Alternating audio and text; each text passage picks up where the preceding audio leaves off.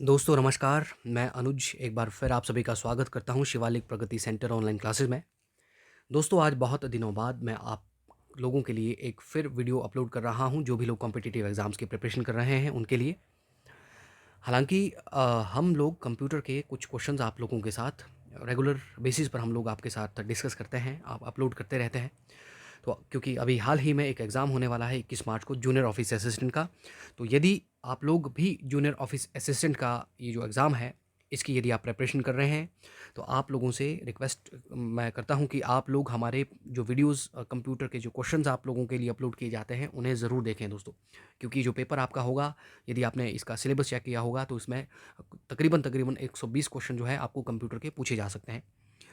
तो दोस्तों इससे पहले मैंने आपके साथ जो वीडियो डिस्कस किया था, वो पेपर मैंने आपके साथ जो डिस्कस किया था उसमें वो भी जूनियर ऑफिस असिस्टेंट का ही था, और उसका जो क्वेश्चंस बच गए थे उनको मैं आपके साथ आज डिस्कस करूंगा। तो यदि आपने वो पहला वीडियो हमारा नहीं देखा, तो आपसे मैं गुजारिश करता हूं कि आप उस वीडियो को भी ज़रूर देखें। तो चलिए, उम्मीद करता हूं दोस्तों आप अंत तक इस वीडियो को पूरा देखेंगे। और आज का पहला सवाल देखते हैं दोस्तों। क्वेश्चन नंबर 56 तक आपके साथ मैंने क्वेश्चन डिस्कस किए थे हमने। तो आज क्वेश्चन नंबर 57 से मैं शुरुआत करूंगा। सवाल है कि निम्न में से कौन सा स्थल प्रागैतिहासिक चित्रकला के लिए प्रसिद्ध है? ऑप्शन ए दोस्तों Ajanta, option B Amravati, option C Bhimbetka, option D इनमें से कोई नहीं। और इस सवाल का जो सही जवाब है दोस्तों वो ऑप्शन सी है। भीमबेटका की जो गुफाएं हैं ये प्रागैतिहासिक चित्रकला के लिए फेमस है। आपसे सवाल पूछा जा सकता है कि भीमबेटका की गुफाएं कहाँ पे है, तो ये मध्य प्रदेश में है। इसके अलावा दोस्तों ये जो अमरावती है, यहाँ पर आदिनाथ की मूर्ति है, जिनको हम ऋषभदेव भी कहते हैं, जो जैन धर्म के प्रथम तीर्थकर थे, तो उनकी मूर्ति जो है वो अमरावती में है। नेक्स्ट क्वेश्चन है क्वेश्चन नंबर 58 की किस स्थान पर प्रसिद्ध गूढ़ त्रिमूर्ति सदाशिव अवस्थित है? Option A Ellora, option B Elephanta, option B Ajanta, option C Elephanta, option D इनमें से कोई नहीं। और इस सवाल का जो सही जवाब वो ऑप्शन सी है दोस्तों। एलिफेंटा में त्रिमूर्ति सदाशिव जो है अवस्थित है। इसके अलावा ये जो ऑप्शंस हैं दोस्तों, अजंता और एलोरा, यहाँ से भी आपको एग्जाम में कई बार सवाल पूछे जाते हैं। ये जो तीनों स्थल है दोस्तों, अजंता, एलोरा और एलिफेंटा, ये महाराष्ट्र में है। महाराष्ट्र में एलिफेंटा की गुफाएं, अजंता की गुफाएं और एलोरा की गुफाएं हैं। ये भी एग्जाम में कई बार सवाल पूछा जाता है। हालांकि एलोरा और अजंता की गुफाएं जो है ये औरंगाबाद में है, महाराष्ट्र के औरंगाबाद में। इसके अलावा ये जो एलोरा की गुफाएँ हैं दोस्तों, ये राष्ट्रकूटों ने इनका निर्माण किया है, ये भी आपसे सवाल पूछा जा सकता है। और यदि आपसे सवाल पूछा जाए कि एलोरा की गुफाएँ जो है कौन से धर्म से या कौन से संप्रदाय से ये जुड़ी हैं, तो यहाँ पर बौद्ध, जैन तथा हिंदू संप्रदाय से ये संबंध रखती है, और जिनका निर्माण जो है राष्ट्रकूटों ने किया है। यहाँ पे जो गुफाएँ हैं, इसमें से जो 16वें नंबर पे यानी कि 16th नंबर पे जो गुफा है दोस्तों, उसमें कैलाश कैलाश मंदिर भी है। इसके अलावा अजंता की गुफाएँ हैं, ये बौद्ध तथा जैन संप्रदाय के जो लोगों ने उनके द्वारा ये बनाई गई हैं। और इसमें अधिकांश गुफाएँ जो है ये बुद्ध धर्म से रिलेटेड है, संबंध बुद्ध धर्म से रखती हैं, बौद्ध धर्म से, माफ़ कीजिएगा। और इसमें जो अजंता की गुफाएँ हैं दोस्तों, इसमें जातक कथाओं का चित्रण किया गया है। जो जातक कथाएँ हैं दोस्तों, जातक कथाएँ महात्मा बुद्ध के पुनर्जन्म से संबंधित है। महात्मा पिछले जन्म की कहानियाँ जो हैं इसमें लिखी गई हैं। तो ये भी सवाल एग्ज़ाम में पूछा जाता है कि जातक कथाएँ जो है किसके पुनर्जन्म की कहानियाँ हैं, तो ये महात्मा बुद्ध के पुनर्जन्म की कहानियाँ हैं। तो ये भी एग्ज़ाम में सवाल पूछा जाता है। तो चलिए नेक्स्ट क्वेश्चन देखते हैं। क्वेश्चन नंबर 59 है दोस्तों, गांधार कला एक संयोजन है। ऑप्शन ए ग्रीक तथा कुषाण शैली का, ऑप्शन बी भारतीय तथा ग्रीक शैली का, ऑप्शन सी भारतीय तथा कुषाण शैली का, और ऑप्शन डी इनमें से कोई भी नहीं। और इस सवाल का जो सही जवाब है दोस्तों वो है ऑप्शन बी जो है, भारतीय तथा ग्रीक शैली का संबंध जो है, भारतीय तथा ग्रीक शैली का संयोजन जो है ये गांधार कला है दोस्तों। इसके अलावा ये जो अ, इसके अलावा आपसे सवाल एग्ज़ाम में पूछा जाता है दोस्तों, जैसे एक गांधार कला है तो एक मथुरा कला है। तो इनमें से ये जो मथुरा कला है, ये इसका जो निर्माण जो है ये भारत से ही जुड़ी है। मेरे कहने का मतलब ये है कि ये इसका संयोजन, इस तरह से इसका जो डेवलपमेंट हुआ है मथुरा कला का, ये भारत में ही हुआ है। जो गांधार कला है ये भारतीय तथा ग्रीक शैली का संयोजन है। और ये जो मथुरा कला है कनिष्क के समय की है ये, लेकिन अपने चरम पर ये गुप्ता पीरियड में, गुप्ता काल जो था उस समय अपने पीक पर ये पहुंची और ये बुद्ध जैन तथा हिंदुत्व धर्म से प्रभावित है। क्वेश्चन नंबर 60 है दोस्तों कि नील दर्पण पुस्तक किसने लिखी है। ऑप्शन ए दीनबंधु मित्र ने, ऑप्शन बी रविंद्रनाथ टैगोर ने, ऑप्शन सी बंकिम चंद्र चटर्जी ने, ऑप्शन डी इनमें से कोई नहीं। और इस सवाल का जो सही जवाब है दोस्तों वो ऑप्शन ए है। नील दर्पण जो है ये दीनबंधु मित्र के द्वारा लिखी गई किताब है। इसमें जब 1859 के आसपास दोस्तों, जब किसानों ने नील की खेती करने से मना कर दिया था, तो उस पर ये किताब लिखी गई है, नील दर्पण। हालांकि ध्यान रखिए दोस्तों, ये नील की खेती जो है हिंदुस्तान में बहुत पुराने समय से होती है, परंतु महात्मा गांधी जब भारत आए और उन्होंने अपना पहला जो सत्याग्रह किया उसको हम चंपारण सत्याग्रह कहते हैं। चंपारण सत्याग्रह महात्मा गांधी ने 1917 में किया था, यानी कि 1917 में चंपारण सत्याग्रह महात्मा गांधी ने भी ये सत्याग्रह जो है ये नील की खेती के खिलाफ किया था। इसके अलावा रविंद्रनाथ टैगोर से बहुत सारे सवाल एग्जाम में बनते हैं दोस्तों। रविंद्रनाथ टैगोर को भारत को जो पहला नोबेल पुरस्कार जो मिला था 1913 में, 1913 में भारत को पहला नोबेल पुरस्कार मिला साहित्य में। गीतांजलि की जो रचना है ये रविंद्रनाथ टैगोर की ही रचना है, जिसके लिए इन्हें 1913 में 1913 में नोबेल प्राइज़ मिला। इसके अलावा दोस्तों रविंद्रनाथ टैगोर ने भारत का और बांग्लादेश का जो राष्ट्रगान है वो रविंद्रनाथ टैगोर ने ही लिखा है। रविंद्रनाथ टैगोर ने दोस्तों शांति निकेतन की स्थापना की है, शांति निकेतन। और यदि आपसे सवाल पूछा जाए शांति निकेतन कहाँ पे है, तो शांति निकेतन जो है ये पश्चिम बंगाल में है। रविंद्रनाथ टैगोर को गुरुदेव भी कहते हैं। गुरुदेव ये जो उपाधि इनको महात्मा गांधी के द्वारा दी है, और महात्मा गांधी को महात्मा भी रविंद्रनाथ टैगोर ने ही सर्वप्रथम कहा। इसके अलावा जो नेक्स्ट ऑप्शन है अपने पास बंकिम चंद्र चटर्जी, तो बंकिम चंद्र चटर्जी ने दोस्तों एक किताब लिखी, उस किताब का नाम है आनंद मठ। आनंद मठ में इन्होंने ये जो किताब है इसमें से भारत का जो राष्ट्रगान है, राष्ट्रगीत है वंदे मातरम, तो इसकी रचना भी बंकिम चंद्र चटर्जी ने ही की। आनंद मठ से ही ये लिया हुआ है वंदे मातरम। नेक्स्ट क्वेश्चन है दोस्तों, संगम अवतरण तालकप्यम किस विषय की कृति है। ऑप्शन ए व्याकरण, ऑप्शन बी खगोल विज्ञान, ऑप्शन सी औषधि, ऑप्शन डी इनमें से कोई नहीं। और इस सवाल का जो सही जवाब है वो ऑप्शन ए है दोस्तों। तालकप्यम जो है ये एक तमिल ग्रामर है, तमिल व्याकरण जो है ये तालकप्यम है दोस्तों। नेक्स्ट क्वेश्चन देखते हैं, क्वेश्चन नंबर 62 है। बैसाखी उत्सव मनाया जाता है, ऑप्शन ए गुरु गोविंद सिंह के जन्मदिवस पर, ऑप्शन बी गुरु नानक के जन्मदिवस पर, ऑप्शन सी खालसा पंथ की स्थापना पर, ऑप्शन डी स्वर्ण मंदिर की स्थापना पर। और इस सवाल का जो सही जवाब है दोस्तों वो ऑप्शन सी है। बैसाखी उत्सव जो है ये खालसा पंथ की स्थापना पर ये मनाया जाता है, और इस खालसा पंथ की स्थापना जो है गुरु गोविंद सिंह ने की थी। गुरु गोविंद सिंह ने इसकी स्थापना जो है 1699 के आसपास की हुई है दोस्तों, 1699 में। गुरु गोविंद सिंह ये सिखों के 10वें और अंतिम गुरु थे। गुरु गोविंद सिंह का जन्म जो है पटना में हुआ है, ये भी एग्जाम में सवाल कई बार पूछा गया है, कई बार ये सवाल एग्जाम में पूछा गया है। यदि आपसे सवाल पूछा जाए कि सिखों के प्रथम गुरु कौन थे, या सिख धर्म की जो है स्थापना किसने की है, तो सिख धर्म की स्थापना गुरु नानक देव ने की। गुरु नानक देव सिख धर्म के संस्थापक थे और पहले गुरु थे गुरु नानक देव। इसके अलावा आपसे कुछ और भी सवाल सिख गुरुओं से एग्जाम में पूछे जाते हैं। जैसे दोस्तों आपसे सवाल पूछा जा सकता है कि जो स्वर्ण मंदिर है, यानी कि जो गोल्डन टेम्पल है, तो स्वर्ण मंदिर का निर्माण किसने किया, तो स्वर्ण मंदिर का निर्माण दोस्तों गुरु अर्जन देव ने किया है। इसके अलावा यदि आपसे सवाल पूछा जाए दोस्तों कि अमृतसर शहर की स्थापना किसने की, स्वर्ण मंदिर अमृतसर में ही है। और अमृतसर शहर की स्थापना यदि आपसे पूछा जाए तो अमृतसर शहर की स्थापना गुरु रामदास ने की। इसके अलावा आपसे सवाल कुछ और भी पूछे जा सकते हैं सिख गुरुओं से। जैसे फॉर एग्जाम्पल आपको सवाल पूछा जा सकता है, जो लिपि है पंजाबी लिपि लिखी जाती है दोस्तों गुरुमुखी लिपि में, और गुरुमुखी लिपि के जनक आपसे यदि पूछा जाए तो गुरुमुखी लिपि के जनक है गुरु अंगद देव।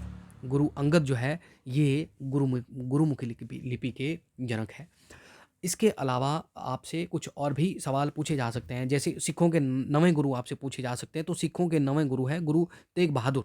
तेग बहादुर जो है ये सिखों के जो 10वें और अंतिम गुरु है गुरु गोविंद सिंह के पिताजी ही थे। इसके अलावा दोस्तों गुरु तेग बहादुर हैं और गुरु अर्जन देव जो हैं, ये सिखों के 2 ऐसे गुरु हैं, गुरु तेग बहादुर और गुरु अर्जन देव मैं कह रहा हूँ, ये सिखों के 2 ऐसे गुरु हैं जिनकी अ, हत्या हत्या कर दी गई थी, हत्या इनकी करवाई गई थी। जैसे औरंगज़ेब ने जो है गुरु तेग बहादुर की हत्या करवा दी थी और जहांगीर ने जो है गुरु अर्जन देव की हत्या करवा दी थी। इस तरह से भी आपसे एग्ज़ाम में सवाल पूछे जा सकते हैं। तो नेक्स्ट क्वेश्चन है दोस्तों, क्वेश्चन नंबर 63। निम्न में से कौन सा उत्सव पौराणिक राजा बाली से घनिष्ठ रूप से जुड़ा हुआ है? Option A Onam, option B Pongal, option C Holi, option D Bihu. और इस सवाल का जो सही जवाब है दोस्तों वो ऑप्शन ए है। ओणम दोस्तों ये केरल में मनाया जाता है। केरल में जब क्रॉप हार्वेस्ट की जाती है, जब फसल यहाँ पे काटी जाती है, तो उस समय ये त्यौहार मनाया जाता है ओणम, और ये राजा बाली से घनिष्ठ रूप से जुड़ी है। और पोंगल जो दोस्तों ये तमिलनाडु में मनाया जाता है, ये भी एग्ज़ाम में सवाल पूछा जाता है। बिहू जो है दोस्तों असम में मनाया जाता है। ये तीनों एग्ज़ाम पॉइंट ऑफ व्यू से ये सवाल बहुत ज़्यादा ज़रूरी है। इसके अलावा नेक्स्ट देखते हैं दोस्तों क्वेश्चन नंबर 64। क्वेश्चन नंबर 64 है दोस्तों, निम्न कौन सा नेता कभी भारतीय राष्ट्रीय कांग्रेस का अध्यक्ष नहीं बना? ऑप्शन ए बाल Gangadhar Tilak, option B Pandit Jawaharlal Nehru, option C दादा भाई नौरोजी, ऑप्शन डी मोतीलाल नेहरू। और इस सवाल का जो सही जवाब है वो ऑप्शन ए है दोस्तों। बाल गंगाधर तिलक जो है ये भारतीय राष्ट्रीय कांग्रेस के बहुत ही कद्दावर नेता थे। भारतीय राष्ट्रीय कांग्रेस आईएनसी जिसकी स्थापना जो दोस्तों 1885 में ए.ओ. हयूम के द्वारा की गई। और बाल गंगाधर तिलक ये बहुत ही ज़बरदस्त नेता थे भारतीय राष्ट्रीय कांग्रेस के, लेकिन भारतीय राष्ट्रीय कांग्रेस के अध्यक्ष ये एक बार भी नहीं बने। हालांकि जिस समय ये अपने जिस समय इनको भारतीय राष्ट्रीय कांग्रेस का अध्यक्ष बनाया जाना चाहिए था या बन सकते थे, उसके बाद इन्हें 6-7 साल की जेल हो गई थी। उसके बाद जब छूट के आए तो उसके बाद ये थोड़ा बिजी रहे और 1920 में 1920 में, हाँ जी, 1920 के आसपास 1920 में ही इनकी डेथ हो गई थी। जिस समय भारत में असहयोग आंदोलन चल रहा था उस समय उसके शुरुआती दौर में ही इनकी डेथ हो गई थी। पंडित जवाहरलाल नेहरू दोस्तों ये भारतीय राष्ट्रीय कांग्रेस के 3 या 4 बार ये भारतीय राष्ट्रीय कांग्रेस के अध्यक्ष बने। और पंडित जवाहरलाल नेहरू ने ही नारा दिया है पूर्ण स्वराज का। पूर्ण स्वराज का नारा जो है पंडित जवाहरलाल नेहरू ने, जब 1929 में इन्हें भारतीय राष्ट्रीय कांग्रेस का अध्यक्ष बनाया गया, तो पूर्ण स्वराज का नारा इन्होंने 1929 में जो लाहौर अधिवेशन हुआ था इसमें इन्होंने दिया है। ये भी आपसे सवाल पूछा जा सकता है कि पूर्ण स्वराज का नारा किसने दिया और कांग्रेस के किस अधिवेशन में दिया गया। दादा भाई नौरोजी हैं, ये भी भारतीय राष्ट्रीय कांग्रेस के अध्यक्ष 2 या 3 बार ये भारतीय राष्ट्रीय कांग्रेस के अध्यक्ष हैं। इन्हें grand old man of India भी कहते हैं, भारत के वयोवृद्ध पुरुष भी इन्हें कहा जाता है। इन्होंने निकास की थ्योरी दी है, निकास की थ्योरी यानी कि ड्रेन थ्योरी जो है दोस्तों ये इन्होंने दी। इसके अलावा मोतीलाल नेहरू ये भी भारतीय राष्ट्रीय कांग्रेस के अध्यक्ष हैं। 1928 में अगर आपसे सवाल पूछा जाए कि नेहरू रिपोर्ट किसने दी और ये कब नेहरू रिपोर्ट दी गई थी, तो नेहरू रिपोर्ट 1928 में पंडित मोतीलाल नेहरू ने ही दी हुई है। और यदि आपसे सवाल पूछा जाए दोस्तों कि आपसे सवाल पूछा जा सकता है स्वराज पार्टी का गठन कब हुआ या किसने स्वराज पार्टी का गठन किया, तो मोतीलाल नेहरू जो है ये स्वराज पार्टी से जुड़े हुए हैं। नेक्स्ट क्वेश्चन है कि निम्न में से कौन इसके अलावा दोस्तों आपसे कुछ और भी सवाल यहाँ से पूछे जा सकते हैं। ये जो क्वेश्चन नंबर 64 है, बाल गंगाधर तिलक से कुछ और भी सवाल पूछे जा सकते हैं। इन सभी में से और भी काफ़ी सारे सवाल बनते हैं। जैसे बाल गंगाधर तिलक कुछ जो अखबारों का संपादन ही करते थे, उनमें से एक अखबार है मराठा, ये इंग्लिश भाषा में प्रकाशित किया जाता था। एक अखबार इनका निकलता था केसरी, तो इनका भी ये प्रकाशन करते थे।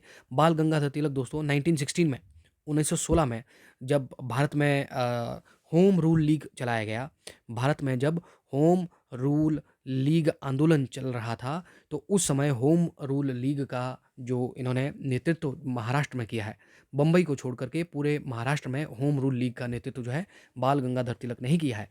हालांकि इसके अलावा जो होम रूल लीग चलाया गया ये एनी बिसेंट के द्वारा चलाया गया। एनी बिसेंट, ये भी एग्जाम में आपसे सवाल पूछा जा सकता है। और एनी बिसेंट जो है ये भारतीय राष्ट्रीय कांग्रेस की पहली महिला अध्यक्ष थी। पहली महिला अध्यक्ष एनी बिसेंट जो है ये भारतीय राष्ट्रीय कांग्रेस की रही। 1917 में 1917 में इन्हें भारतीय राष्ट्रीय कांग्रेस का अध्यक्ष बनाया गया। क्वेश्चन नंबर 65 है दोस्तों, निम्न में से कौन देशबंधु के नाम से जाना गया था? Option A Jyotiba Phule, option B Dada Bhai Naoroji, option C Chittaranjan Das, option D इनमें से कोई नहीं। और इस सवाल का जो सही जवाब है दोस्तों वो ऑप्शन सी है। चित्तरंजन दास जो है, इन्हें जो है हम देशबंधु कहते थे। चित्तरंजन दास दोस्तों ये नेताजी सुभाष चंद्र बोस के पॉलिटिकल गुरु भी थे। हालांकि यदि आपसे सवाल पूछा जाए महात्मा गांधी के पॉलिटिकल गुरु यानी कि महात्मा गांधी के राजनीतिक गुरु, तो महात्मा गांधी के जो राजनीतिक गुरु थे उनका नाम था गोपाल कृष्ण गोखले। और यदि आपसे सवाल पूछा जाए महात्मा गांधी के आध्यात्मिक गुरु कौन थे, तो महात्मा गांधी के आध्यात्मिक गुरु जो थे उनका नाम था लियो टॉलस्टॉय। ये भी आपसे एग्जाम में सवाल पूछा जा सकता है। ज्योतिबा फुले जो है दोस्तों, ज्योतिबा फुले को हम इन्हें भारतीय सामाजिक क्रांति का जनक भी कहा जाता है। ज्योतिबा फुले ने एक पुस्तक लिखी है और उस पुस्तक का नाम है दोस्तों सत्य शोधक समाज। शोधक समाज, ये जो पुस्तक किसके द्वारा लिखी गई? ये ज्योतिबा फुले के द्वारा लिखी गई। ये भी एग्जाम में सवाल पूछा जा सकता है। दादा भाई नौरोजी को जैसे मैंने अभी आपको बताया, इन्हें कहा जाता है भारत का वयोवृद्ध पुरुष, grand old man of India. जैसे जो बाल गंगाधर तिलक हैं, इन्हें कहा जाता था लोकमान्य तिलक। लोकमान्य जो है ये तिलक को कहा जाता था दोस्तों। यदि आपसे सवाल पूछा जाए लोकनायक किसको कहा जाता है, तो लोकनायक जो है जयप्रकाश नारायण को कहा जाता है। इसके अलावा जैसे आपसे सवाल पूछा जा सकता है, ये जो टाइटल्स दिए जाते हैं इनमें से कई बार कई तरह के सवाल पूछे जाते हैं। जैसे यदि मैं बात करूं सरदार पटेल की, तो सरदार वल्लभ भाई पटेल जो है इनको भारत का बिस्मार्क भी हम कहते हैं, क्योंकि भारत का आपसे सवाल पूछा जा सकता है कि भारत का एकीकरण किसने किया? भारत का एकीकरण भी सरदार वल्लभ भाई पटेल ने ही किया। और सरदार वल्लभ भाई पटेल को भारत का लौह पुरुष भी कहते हैं, लौह पुरुष, iron man of India. Sardar Vallabh भाई पटेल भारत के पहले गृह मंत्री और पहले उप प्रधानमंत्री भी हैं। हालांकि उप प्रधानमंत्री का पद जो है भारत के संविधान में नहीं है, लेकिन फिर भी अब तक तकरीबन तकरीबन 8 लोगों को जो है भारत का उप प्रधानमंत्री बनाया गया। और सबसे अंतिम उप प्रधानमंत्री भारत के जो थे वो थे लाल कृष्ण आडवाणी। चलिए नेक्स्ट क्वेश्चन देखते हैं दोस्तों। क्वेश्चन नंबर 66 है कि All India Trade Union Congress की स्थापना किस वर्ष की गई थी? Option A 1928, option B 1920, option C 1922, option D 1924। और इस सवाल का जो सही जवाब है दोस्तों वो ऑप्शन बी है।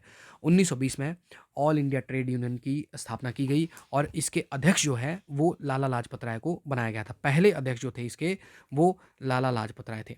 लाला लाजपत राय, लाला लाजपत राय जो है, लाला लाजपत होगा दोस्तों ये, माफ़ कीजिए, लाला लाजपत राय जो है ये इसके all India Trade Union Congress के पहले अध्यक्ष थे।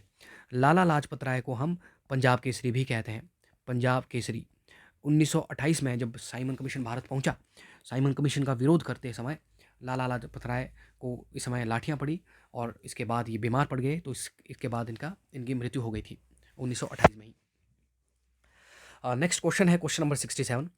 महात्मा गांधी भारतीय राष्ट्रीय कांग्रेस के अध्यक्ष बनाए गए थे। ऑप्शन ए कानपुर अधिवेशन 1925, ऑप्शन बी बॉम्बे अधिवेशन 1915, ऑप्शन सी बेलगांव अधिवेशन 1924, ऑप्शन डी इनमें से कोई नहीं। और इस सवाल का जो सही जवाब है दोस्तों वो ऑप्शन सी है। बेलगांव अधिवेशन 1924 में जो हुआ, यहाँ पे महात्मा गांधी भारतीय राष्ट्रीय कांग्रेस के अध्यक्ष बने और महात्मा गांधी भारतीय राष्ट्रीय कांग्रेस के अध्यक्ष केवल एक बार बने हैं। इसके अलावा दोस्तों 1925 में जो भारतीय राष्ट्रीय कांग्रेस के अध्यक्ष बनी वो बनी थी दोस्तों सरोजिनी नायडू। सरोजिनी नायडू जो है ये दूसरी महिला थी भारतीय राष्ट्रीय कांग्रेस की जिसका अध्यक्ष बनाया गया। हालांकि यदि आपसे सवाल पूछा जाए भारतीय राष्ट्रीय कांग्रेस की प्रथम भारतीय महिला अध्यक्ष कौन थी, तो आंसर आपका सरोजिनी नायडू ही होगा। क्योंकि जैसे इससे अभी थोड़ी देर पहले मैंने आपको बताया एनी बिसेंट जो है भारतीय राष्ट्रीय कांग्रेस की पहली महिला अध्यक्ष थी, लेकिन एनी बिसेंट दोस्तों ये भारत की रहने वाली नहीं थी, ये आयरलैंड की रहने वाली थी। चलिए नेक्स्ट क्वेश्चन देखते हैं। क्वेश्चन नंबर 68, किसे आर्थिक राष्ट्रवाद के प्रणेता के रूप में याद किया जाता है? Question number 68, yes. इसमें ऑप्शन हैं दोस्तों। ऑप्शन ए है R C Dutt, option B है BC पाल, ऑप्शन सी है BG तिलक यानी कि बाल गंगाधर तिलक, ऑप्शन डी है इनमें से कोई नहीं। और इस सवाल का जो सही जवाब है दोस्तों वो ऑप्शन ए होगा। आर सी दत्त को आर्थिक राष्ट्रवाद के प्रणेता के रूप में याद किया जाता है। BC पाल जो है ये गरम दल के एक नेता थे दोस्तों। दोस्तों 1907 में 1907 में, इसमें सूरत में ये अधिवेशन हुआ था कांग्रेस का। कांग्रेस का जो 1907 में अधिवेशन सूरत में हुआ, सूरत अधिवेशन हम इसको कहते हैं। यहाँ पे कांग्रेस जो है दो धड़ों में टूट गई थी। एक था गरम दल तो दूसरा था नरम दल। तो गरम दल के जो नेता थे, एक थे बीसी पाल यानी कि बिपिन चंद्र पाल, दूसरे नेता थे इनके बाल गंगाधर तिलक, और तीसरे नेता जो थे वो लाला लाजपत राय थे। ये गरम दल से जुड़े हुए नेता थे। नेक्स्ट क्वेश्चन देखें। नेक्स्ट क्वेश्चन है कि कैबिनेट मिशन की अध्यक्षता किसने की थी? Option A V Alexander, option B S Cripps, option C P Lawrence, option D इनमें से कोई नहीं। और इस सवाल का जो सही जवाब है दोस्तों वो ऑप्शन सी है। पैथिक लॉरेंस जो है इसने कैबिनेट मिशन की अध्यक्षता की थी। कैबिनेट मिशन की स्थापना यदि आपसे पूछा जाए कब की गई, तो कैबिनेट मिशन की स्थापना 1946 में की गई, 1946 में। और आपको जो कैबिनेट मिशन की स्थापना 1946 में की गई थी दोस्तों, ये भारत में ब्रिटिशर्स का आखिर का समय है।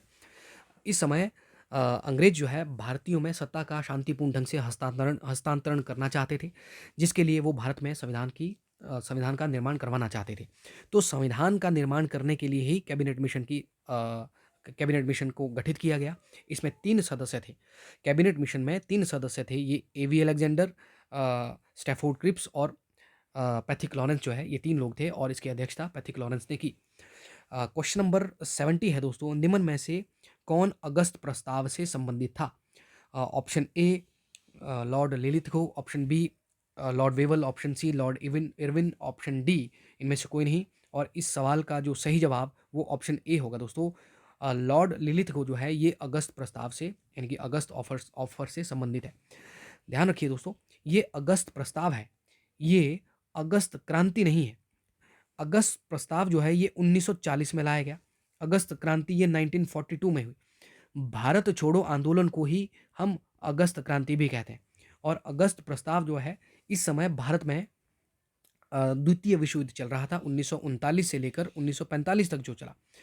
इस युद्ध में जो सेकेंड वर्ल्ड वॉर चल रहा था, इसमें भारतीयों की भागीदारी अंग्रेज चाहते थे कि ज़्यादा से ज़्यादा हो। इसीलिए वो लेकिन भारतीय राष्ट्रीय कांग्रेस के जो लीडर इसमें नाराज़ थे, क्योंकि उनका ये वो इस बात से नाराज़ थे क्योंकि भारतीयों को ज़बरदस्ती सेकेंड वर्ल्ड वॉर में घसीटा गया।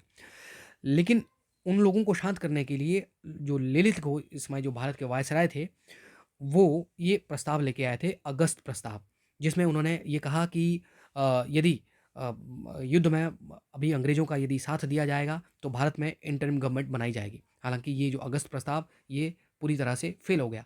इसके बाद भारत में एक और प्रस्ताव लाया गया 1942 में, 1942 में। उसको हम कहते हैं क्रिप्स मिशन। क्रिप्स मिशन, लेकिन महात्मा गांधी ने क्रिप्स मिशन को भी खारिज कर दिया। महात्मा गांधी ने क्रिप्स मिशन को पोस्ट डेटेड चेक कहा। तो ये भी आपको एग्जाम में सवाल पूछा जा सकता है। जो लॉर्ड वेवल है दोस्तों, ये 1945 में एक अधिवेशन हुआ। इसको हम कहते हैं शिमला सम्मेलन। तो ध्यान रखिए, ये शिमला सम्मेलन जो हुआ है ये 1945 में हुआ। पर यदि आपसे सवाल पूछा जाए दोस्तों शिमला समझौता कब हुआ, तो ध्यान रखिए शिमला समझौता अलग है, शिमला सम्मेलन अलग है। शिमला सम्मेलन जो है ये 1945 में हुआ और शिमला समझौता जो है ये 1972 में हुआ। भारत और पाकिस्तान के बीच में ये शिमला समझौता हुआ था, जब 1971 में भारत और पाकिस्तान के बीच में युद्ध हुआ, जिसमें कि बांग्लादेश आज़ाद हुआ। तो इसके बाद हुआ था शिमला समझौता। लॉर्ड इरविन जो है दोस्तों, महात्मा गांधी और इरविन के बीच में 1931 में यानी कि 1931 में एक पैक्ट हुआ था, उसे हम इरविन पैक्ट यानी कि इरविन समझौता के ही नाम से जानते हैं। तो दोस्तों आज इस वीडियो में इतना ही। इसी सीरीज़ को, इस वीडियो को मैं आगे भी कंटिन्यू करूँगा। बाकी के जो सवाल है वो अगले वीडियो में आपके साथ में डिस्कस करूँगा। यदि आप कॉम्पिटिटिव एग्जाम्स की प्रिपरेशन कर रहे हैं तो आप आराम से ध्यान से हमारे वीडियोज़ को देखें, वीडियोज़ को पूरा ज़रूर देखें। यदि आपको ये वीडियो हमारा पसंद आया हो तो आप इस वीडियो को लाइक करें, इस चैनल को सब्सक्राइब करें और ज़्यादा से ज़्यादा लोगों तक जो है इस वीडियो को शेयर करें दोस्तों। हालांकि दोस्तों अभी जो हमीरपुर बोर्ड के द्वारा सिलेबस जारी किया गया है उसमें अधिकांश सवाल जो है कंप्यूटर के पूछे जाएंगे। लेकिन जैसे कि आपने ये देखा होगा कि ये जो क्वेश्चन पेपर मैंने आपके साथ डिस्कस किया, इसमें ये जो मॉडर्न इंडिया के बहुत सारे सवाल थे, ये भी आपको सवाल एग्ज़ाम में पूछे जा सकते हैं। तो इसीलिए आप अपने एग्ज़ाम्स की प्रिपरेशन बहुत अच्छे से करें, सिलेबस ज़रूर देखें। तो यदि इस तरह के सवाल आते हैं, ऐसा नहीं कि आप जूनियर ऑफिस असिस्टेंट का प्रिपरेशन कर रहे हैं, तो बाकी कोई भी आप एग्ज़ाम की प्रिपरेशन कर रहे हैं, उनमें ये सवाल नहीं पूछे जाएँगे। तो कोई भी आप एग्ज़ाम दीजिए, उनमें ये सवाल ज़रूर पूछे जाते हैं। तो इस वीडियो में दोस्तों इतना ही, फिर आपसे मुलाकात होगी जल्द ही। तब तक के लिए नमस्कार, जय हिंद, जय भारत।